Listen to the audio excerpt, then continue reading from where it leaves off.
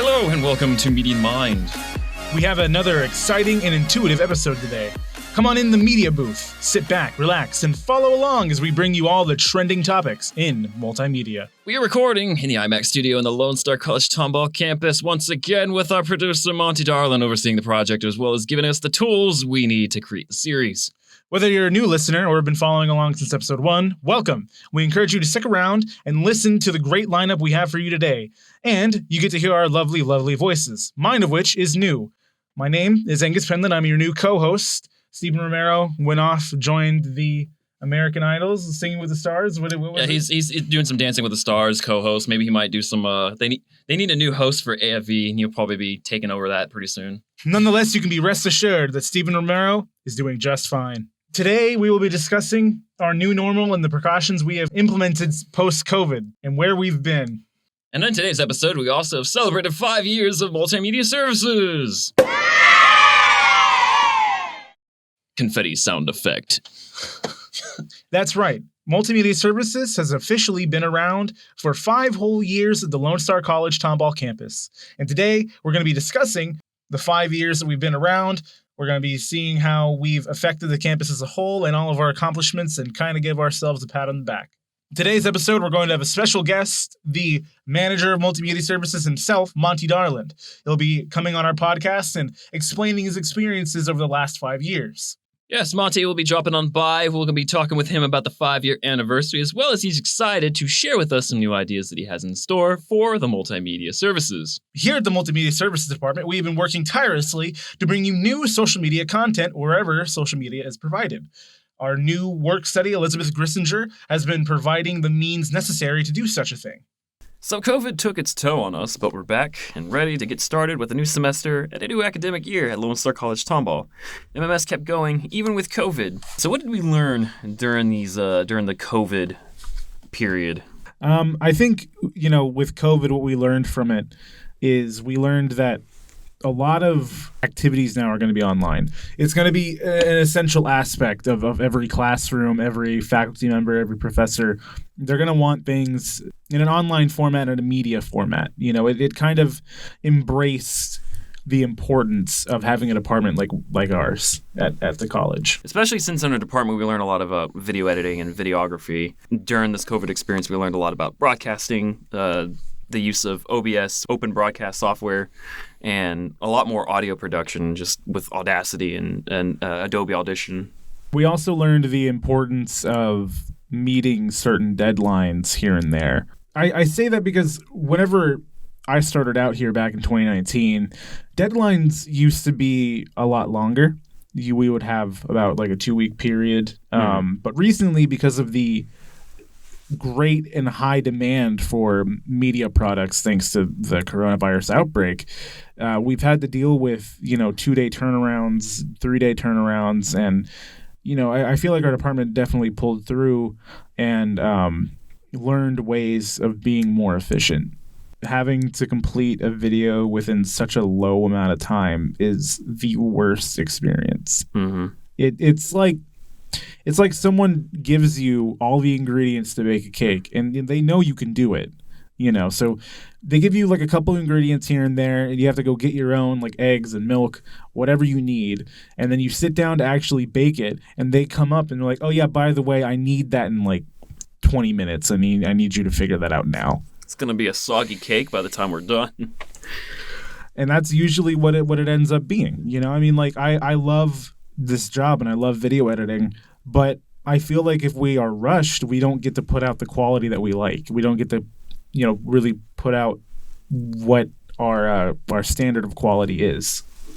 So as there's like some good things that happened with the quarantine, there was a lot of bad things that happened, as well as people dealing with the time crunch tables, and as well as the production time. It's a lot more of a self gratification. It really is kind of like like Rob said, a self-gratifying work, because you are at the end of the day creating art. It's a form of art.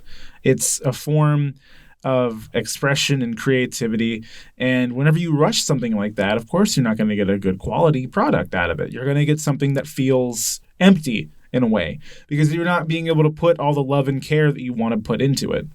which is exactly why we created the What MMS Can Do For You video. We wanted to showcase what our services are and also emphasize just how long the process takes, because a lot of people don't really understand the ins and outs of video editing and the ins and outs of post and pre-production. A common misconception of video editing would be that it's a simple process. It's a simple, you have the footage, so just cut out the parts here and then slap it together. But we don't realize that it's going over that same part over and over and over again, making sure the audio matches, making sure there's not a jump cut, using different angles, things of that nature. We're trying to color correct. We're trying to do all this. And whenever you only gave us a turnaround of 3 days, we don't have the time to go through that. And so, that the pandemic has caused some strange issues with working from home, working at the office, working at the school, and it has definitely changed a lot of the timing and as well as the scheduling with a lot of our services. It seems like a lot with like D2L, doing WebEx, everything seems to be instant and already done, already completed. And then we seem to also forget that a lot of other things seem to take a lot of time. And now we have to like slowly get back onto the grind and remind people that to create such content, as well as, if you want to look presentable, you want it to set a staple for the studio, you want it to make it look good and not look like some laughable blooper garbage that you get to see on the internet or television or wherever you get to see your content. You want to make sure your content is good and all completely finalized. With the rushing that we're talking about, it's been a complete hectic mess to where our work has been rushed. But yeah, I mean, with what Rob was saying, it's a process. And in today's day and age, you have everything given to you on a silver platter. You open up your phone, you have anything you could ever want right there. So patience is kind of a thing of the past. And unfortunately, that's translated into the work environment, especially now with COVID, because everything's online, everything's, again, instantaneous. But if you want something to be quality and not like a TikTok video, then you have to be able to give us enough time to make sure your vision is fully realized and seen. I even think, like, now that you're like mentioning that, I feel like we see that outside of the education department as well. We see that with movies, we see that with television series, we see that with video games. The constant need to have it now, and I feel like that's what's ruining studios. It's ruining people. It's like a lot of video editors are becoming burnouts during this pandemic just because of the high demand for a lot of videos, a lot of training videos, a lot of narration, a lot of how-tos. And it's basically a big high in demand for video editors now to where I think they're even doing certifications for video editors now. Yeah, because, video editing as a profession for the last, let's say, decade and a half has been looked at as kind of like, oh, well, what's your real job, And now that COVID has hit, it is more than a necessity, because we've gotten to a point where we realized there might come a time where we can't go out of our houses. What are we going to do then? To instruct our youth, to instruct one another, you have to be able to edit to a certain degree. You have to, at a certain degree, be able to utilize media to your advantage in order to get your point across. If you're a professor, you're going to be using video software. If you are an employer, you might have a how-to video, an instructional video on what to do in the workplace, things of that nature. Back whenever video was becoming more commonplace, it was probably not a big necessity to have an instructional how-to, but in today's new fast-moving age, it's more than essential. It's more than necessary. That way you can have reference. If you're a worker and you have a video, you can always check back and look at that video. It's a necessary need, and I think COVID has definitely realized that. Back in the day, they did have training videos, and those looked like they were fun to make because of the whole Wendy's 80s hip-hop welcome to working for Wendy's video. Then you got those works of art.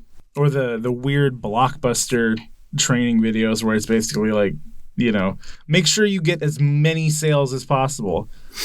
You yourself are in charge of selling every DVD here in Blockbuster. If not, we will sacrifice your family. We know where you live.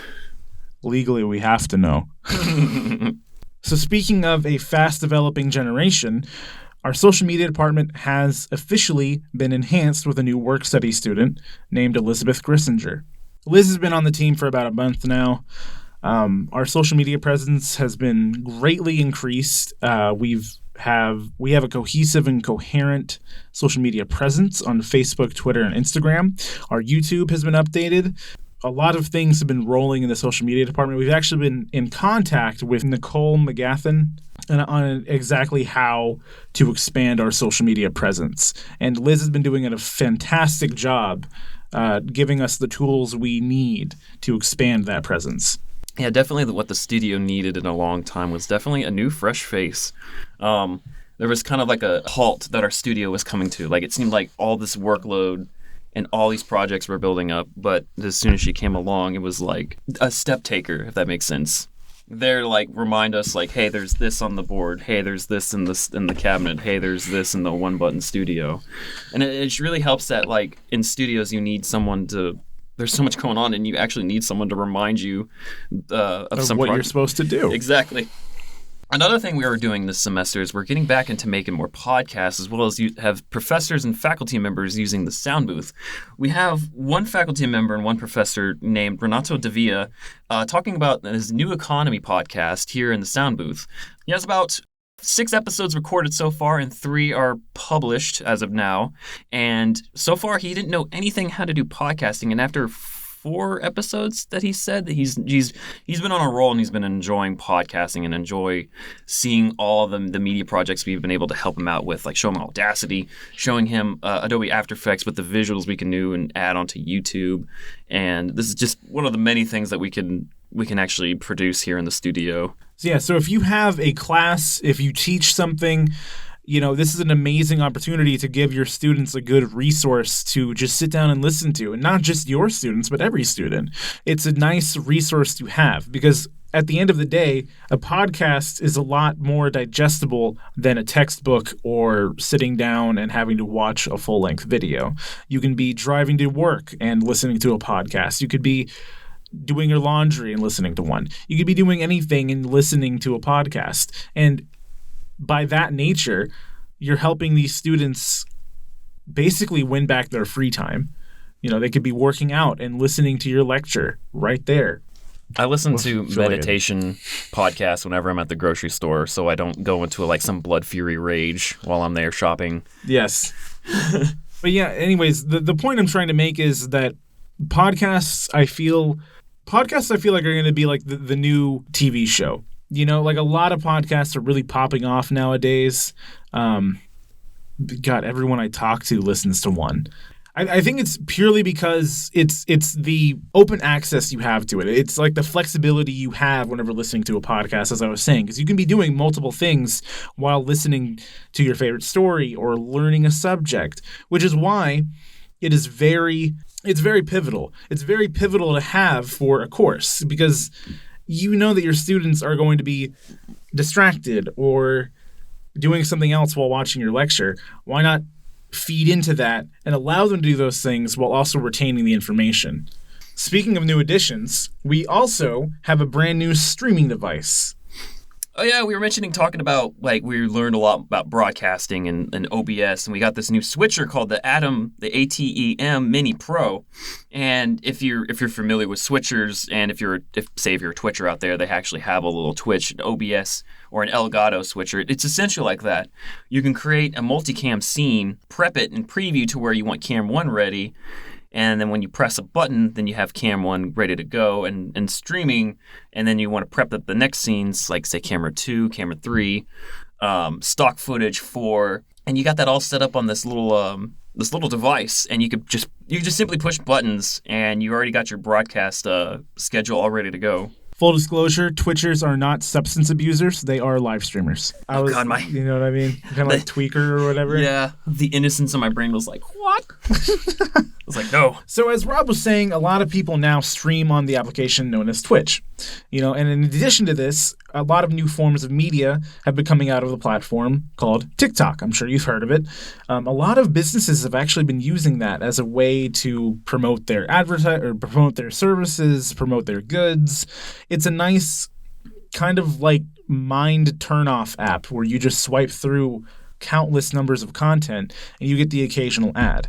It's an interesting way of marketing, because some companies have created sound, because on the app you can use sounds that other users have created, and companies will make one or use a popular sound, and it makes them seem more likable, more relatable, because they're using an app that everyday people are using. And the one thing with the TikTok app that people are using is that it's the one thing to use the God. The one thing with the TikTok app that everyone is using is that since it's accessible through your phones, anyone can basically use it. You have these young kids and these young people editing videos from their home, from the concert or the ball game they're at, and they can potentially either make a viral, hysterical music video or almost a very popular intellectual and educational piece that we never even knew about, and they threw together a 30-second video on this app. I think that's an interesting thing as well, because whenever YouTube came out, it opened the door for a lot of people doing their own editing at home, because that wasn't really commonplace until YouTube came, and they were like, oh, well, I can do short films now, I can do this and that. And TikTok is kind of like the new era. It's the new age. YouTube has had its time, but I feel like eventually TikTok will surpass YouTube. It's easy to get onto and film right there. The one thing I don't like about it is a lot of kids who use it use this application called CapCut to edit their videos. I'm not a big fan of phone applications for editing, but I mean, it's kind of like a shortcut to like do video edits and stuff. Yeah, and it's like, if they don't have experience with the products that we use, so I get it. Use what you can, and I full-heartedly love seeing people express their creativity through video. But it's like, I don't want that to become like common practice, because I go on TikTok and sometimes I see these tutorial videos and it's like, how to do this in CapCut. And I'm like, guys, come on, man.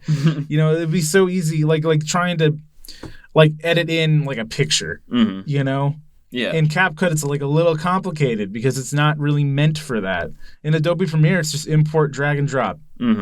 But again, like I said, I understand that some people can't afford that, but there's also free options like DaVinci Resolve, which is basically just a dumbed-down Premiere Pro, with expert color correction.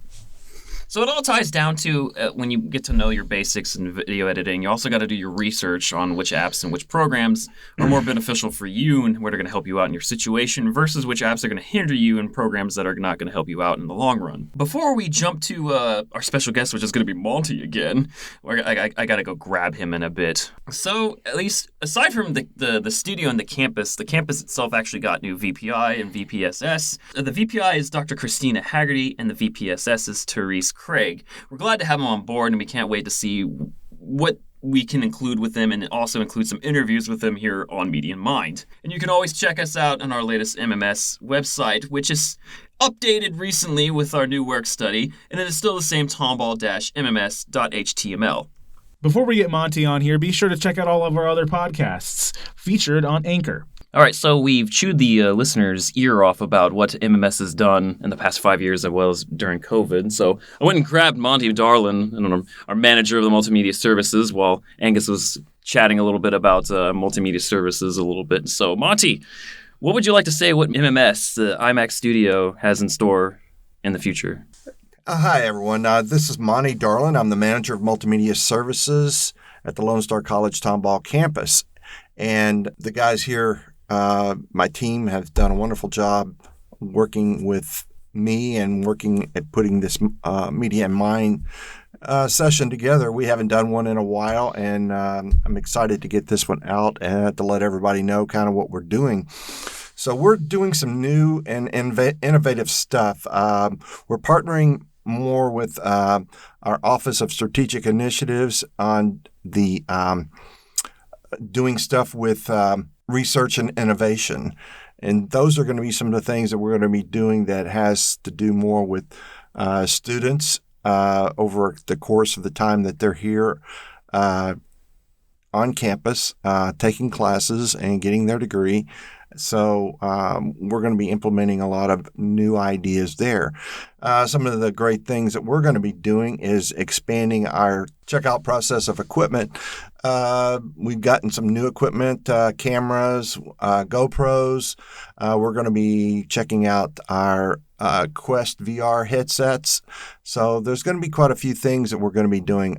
We've expanded our microphone system. We are able to do panel microphones across 6 individuals, which actually can expand further than that. So we're doing that. We got some really cool lighting. We can actually do different effects with lighting. One of the projects that we're involved with is a series of walk and talk videos that ask a series of questions to specific members of our Lone Star College-Tomball staff or faculty about different things that they're working on, doing, and promoting their area. So those are just some of the things that we're looking at doing. In the coming months, we're going to be looking at some other new implementations and ideas. Our website has been updated to kind of show what we're doing and how we're doing it. We just got through putting together a video on what multimedia services can do for you.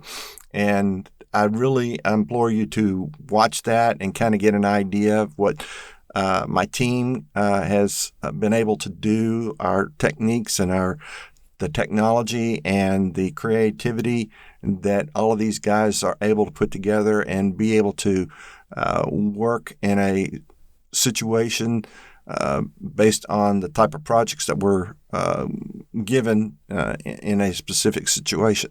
That's kind of what we're doing right now, guys. And I think that our department, after 5 years, have really grown and expanded to a direction that's very positive, and we have a very positive rapport with all of our people on campus.